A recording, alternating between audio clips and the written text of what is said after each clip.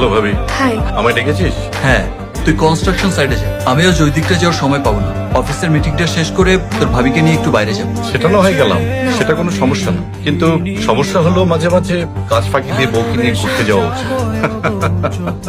এই শার্টে তো বোতাম নেই। ওমা, তাই তো আমি এক্ষুনি চেঞ্জ করে দিচ্ছি। ভাবি, আপনি খেয়াল করবেন না ও কখন কি পরে না পরে? আপনার তো খেয়াল রাখা উচিত। অবশ্য সেটা কোনো সমস্যা না, সমস্যা হলো আস্তে আস্তে সব ঠিক হয়ে যাবে। ভাবি, আমি আসি, জি। গেলাম। এই রেস্টুরেন্টে একটা স্পেশাল আইটেম আছে, হ্যাঁ? তোমার খুব ভালো লাগবে। আমার ভালো লাগার চেয়ে তুমি আরাম করে খাবে তা দেখেই আমার ভালো লাগবে। আরে প্রথম যে সুন্দরী বউ পেয়ে আমাদেরকে একেবারে ভুলেই গেলা, এখন দেখাই যায় না তোমাকে।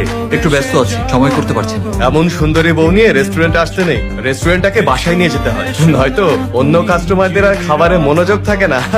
তোমরা কি অর্ডার করেছো? অর্ডার না করলে আমাদের টেবিলে এসে জয়েন করো, আমাদের টেবিলটা একটু আলোকিত হোক। ট্রিটটা না হয় আমিই দিলাম। নো থ্যাঙ্কস, আমি খাবারটা নিজের মতো করেই খেতে ভালোবাসি। ওয়েটার, আমার কিছু অর্ডার আছে, ওগুলো প্যাক করে গাড়িতে উঠিয়ে দাও। Okay sir. Enjoy your time. এসো। কি আশ্চর্য, এত তাড়াতাড়ি ফিরে আসলি যে কোনো সমস্যা? সমস্যা আবার কি হবে? ওনার বন্ধুদের খোঁচা সহ্য হয়নি, তাই আমরা না খেয়ে চলে এসেছি। তা বেশ ভালোই হয়েছে, এখন আমরা সবাই একসাথে খাবো। রহিম চাচা, টেবিলে খাবার দিন তো। আমার খাবার মুড নেই, তোমরা বরঞ্চ খেয়ে নাও। আরে বন্ধুরা একটু একটু দুষ্টামি করবে, এটাই স্বাভাবিক। তুমি এত জেলাস ফিল করছো কেন?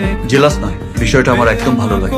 বন্ধুরা একটু আধটু খোঁচা দিবে, এটা কিন্তু কোনো সমস্যা না। সমস্যা হলো এই যে এত বড় একটা বেলুন এক খোঁচাতেই চুপসে যায়। আর তুমিও তো বেশ স্মাইল দিয়ে দিয়ে ওদেরকে আশকারা দিয়েছো। ওটা আশকারা নয়, ফ্রি হিসাবে তোমার বন্ধুদের সম্মান দেয়া। সর্বনাশ ভাবি, আপনি এটা করছেন কি? এই বাড়িতে প্রথমের কথার পিঠে কথা চালিয়ে কেউ তর্ক করে না। অবশ্য আপনি নতুন মানুষ, এই বাড়ির অনেক নিয়ম কানুন জানেন না। ওটা কোনো সমস্যা না, সমস্যা হলো আস্তে আস্তে সব জেনে যাবে।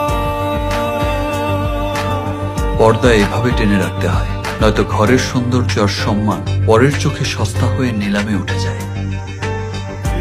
সত্যি করে বলো তো, আমাকে কি সবার কাছ থেকে আড়াল করতে চাইছো, নাকি এই চার দেয়ালের মধ্যে বন্দি করে রাখতে চাইছো? তোমাকে আমি পরম যত্নে আগলে রাখতে চাই, ফুলের মতো। আমি তোমার যত্ন নিতে চাই।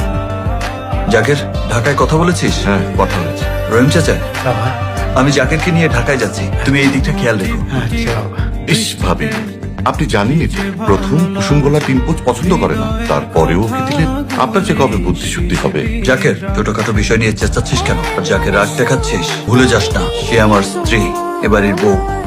তাকে রেসপেক্ট দিয়ে কথা বল। রেসপেক্ট তো আমরা অবশ্যই করি, কিন্তু সমস্যা হলো আমি তো জাস্ট তোর খাবার সুন্দর জন্য বললাম। সাবধানে থেকো, আমি বেরোচ্ছি। বলে তো দিয়েছি আমি হৃদয়ের কথা। আরে তুমি এই সময়? খুব অবাক হলে মনে হচ্ছে। হব না, তুমি ফ্রেশ হয়ে নাও, আমি চা দিচ্ছি। যা মানে, তুমি খাবার রেডি করো? না মানে আমি তো। আপনি নিশ্চয়ই ভুলে গেছেন ভাবি, সেটা কোনো সমস্যা না, কিন্তু সমস্যা হলো এত ভুলো মন বলে চলে ভাবি?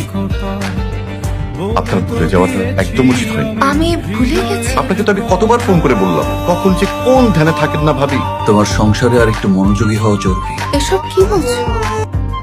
বয়স কম, এদের ঘর আর ঘরের মানুষগুলোর প্রতি মনোযোগী দিতে সময় লাগে।